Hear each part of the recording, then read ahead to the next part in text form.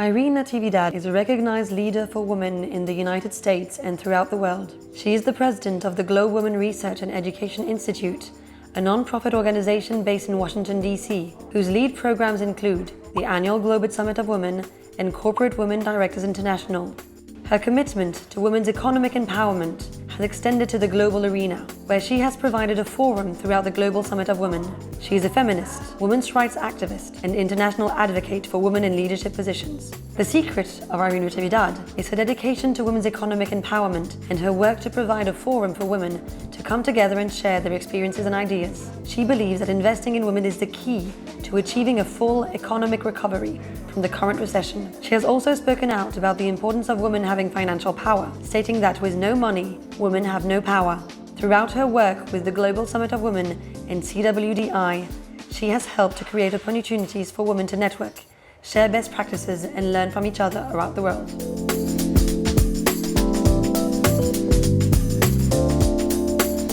Thank you for joining us today, Irène. You've been a champion of women's rights for many years now. What keeps you going on this mission? Well, somebody asked me once, "Are you still doing that woman thing?" And I said to her, "The last time I looked, we don't have equality."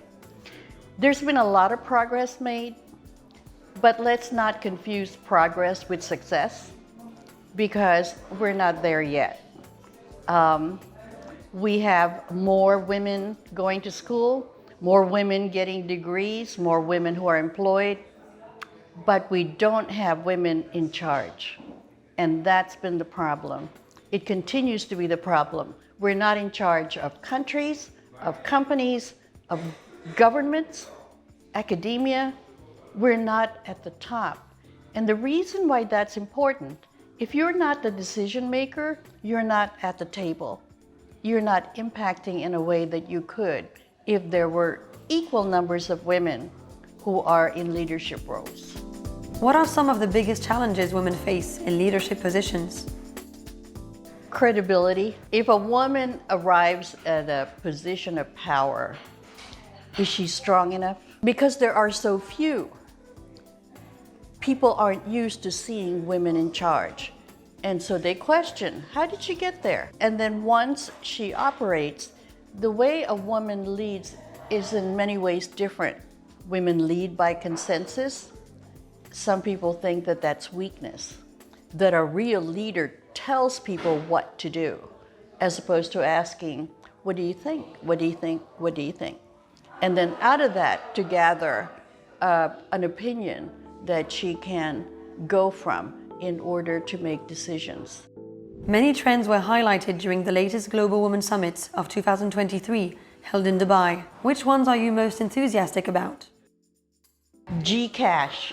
The reason is fintech, that fusion of technology and finance, to me, is so needed. And so I was so excited in the session that I created called The Future of Money. One of the data that people don't realize, 700 million women do not have bank accounts in their own name globally. It means they have no financial identity. They cannot transact, right? They can't get loans, etc. And so one of the speakers at the summit is this woman who created Gcash in the Philippines, the country where I was born. And basically, she set up an entire ecosystem, financial ecosystem, that governments and the regular banks didn't create. She did it. Through the use of a cell phone, she was able to somehow create banking services that was accessible for urban women, rural women, men, anybody. So 80 million users of that platform out of a population of 110 million, which means she had the majority. The country had no credit rating system. She created it. And so what she has done for that country, especially for the women who tend to be poor, is they're now able to get loans, to get privacy. Much like Gcash, during the Government Leadership Forum, were any new innovations presented that benefit women the most? Public policy is always a little slower in my view, than when we need it. No one actually was able to do what that woman CEO of Gcash was able to do. What people don't realize is that governments, democracy limits you to 2 years, 4-year terms. And so when your term is over, whoever follows you can change or eliminate what you did. And so it's not permanent. And that's the trick with public policy. How do you make it stand? Because look what happened in the United States in terms of reproductive freedom for women. We thought it was permanent. And then the Supreme Court says, no, it's not. And so when I was young, we were so happy when that passed. I testified for that. And then to have it go away, women my age were, no, not just women, all women were just devastated. Moving back to governments, them and institutions worldwide are shifting towards decentralized technologies. Focus has been pulled towards the need for more ethics and impact in tech. What would be your main advice to all players on the field? Digital ethics is very difficult because the changes, the creativity that makes things improve or create something new is so fast that you can't have regulations, which is basically what you're talking about, or public policy. That will lag behind the actual machinery, the actual products and services that may become possible because of Web3. So now for AI, which is everybody's favorite topic, even the CEOs of Google and Microsoft are asking for government regulations. But the trick is, what is the line between regulations and creativity? They want regulations, but at the same time, they want to be free to be able to create and market and just use whatever they're going to produce going forward.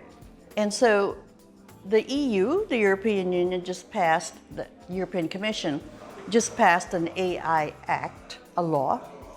And I was in a session in which the Microsoft Global Chief of AI said their focus was in the wrong place.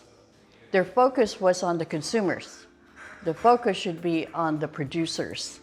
But there are not many policymakers who are informed sufficiently, who have the technical knowledge to be able to craft the regulations that would be applicable not just now, but a few years down the pike. So that's the hard part. They're all crying for regulations because they understand the dangers that go with, free Web3 to go anywhere, right? They now know that there's a danger. Even ChatGPT will answer you, here's how humanity will disappear. When they type in, what will happen to humans. And so everybody's now conscious, we got to do something, but nobody knows what. What would be your legacy advice for young women leaders throughout the world? Replace us. Because, I'm old. I've been doing this for a long time. And so you need to keep that quest for equity to continue. And your world is much more complex and challenging than the one that we have now. And you need women who will dedicate their lives to doing that. And when I was young, fighting for women's rights, civil rights, was natural. The young people were the largest cohort in the population. And so all over the world, it was the young people who were saying, oh, no, we want women's rights, the basic personal rights. Somebody said to me, Global Summit of Women, how can that continue beyond you? And I said, well, it may be in another form, but hopefully somebody will do that. The young women who are fighting, they're fighting for environmental rights, for climate change, and that is where it should be. They're not focused on their personal rights. And that may be a hold that they should not have forgotten. Because the reason why climate change legislation, policy, actions aren't happening, we're not at the table. Women and girls who tend to be the victims of extreme weather due to climate change are not the ones who are crafting the decisions regarding how do you mitigate. And so, yeah, no, replace me. Each summit is like a baby. There was one in Johannesburg in South Africa when Nelson Mandela came, and I had not invited him because I didn't think we'd have a chance. I invited his wife, Graça Machel, who had a reputation in her own right before she married him, and I had been trying to get her to come speak at the summit. And all of a sudden, I got this knock from Larry saying, "You have to go down, you have to meet the president." I said, "Of what?" He goes, "The country." So I went down there, and he was coming out of the car with Graça Machel, and I didn't realize he was so tall because he bends like this. And as he got older, he bent even more, but he's a tall man. And Graça Machel comes out wearing this long African thing, and they both come out and going, "Oh my God, it's like a chief and chieftain." You know? And I said, "Mr. President, what made you come?" He said, "I was curious." And with that big smile of his. And so I led him to the ballroom. The minute everyone saw he was at the door, the place went insane. The African women started ululating, making that sound with their throat. The women from South Africa started singing his song. I didn't know he had a song. And then the terrible American women started jumping over tables so they could take a picture of him, you know. It was just amazing. And I had on stage at that time, the vice president of Uganda and the vice president of the Philippines. And they were like this. And they couldn't believe he was in the room. And when the opening ceremony was over, somebody said to me, "You're not ever going to be able to top this, Irene." And I agree. I agree. He was amazing. And of course, I had to have him speak. And he waited and he listened. I mean, the rule is the most important person speaks last, which meant he had to listen to everybody else before him. What was interesting was that his wife, Graça Machel, she said, when women meet, the men must be there. She said, "That's why I brought him." And I thought, perfect. And he just nodded, you know. He let people take pictures one by one. I had an a chorus from Pretoria, about 40 of them, who came and sang. If you've never heard a South African chorus sing, it's the most incredible sound. So they started singing, and Mandela went down there and he started doing this with them. I mean, and then he shook hands with each one of the singers. Amazing man, you know, to see that kind of leadership forged out of pain.